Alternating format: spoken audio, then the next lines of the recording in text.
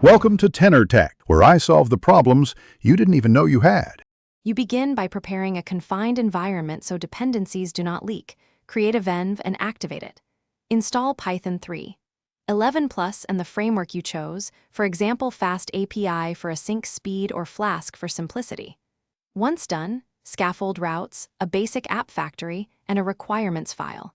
Make sure to initialize Git now and commit your working scaffold. This saves time and gives you a rollback point. You will iterate from this reproducible baseline. You now implement the core.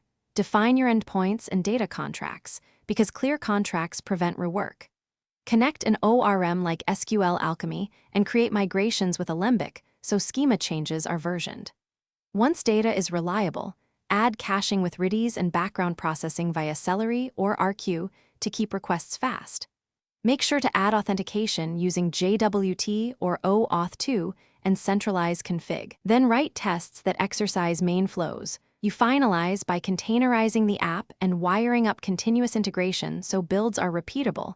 Push images to a registry and deploy with health checks. Once live, add structured logging, metrics, and alerts so you know when performance slips. Run load tests and configure graceful shutdowns to avoid losing requests. If something breaks, check the app logs and trace the request path.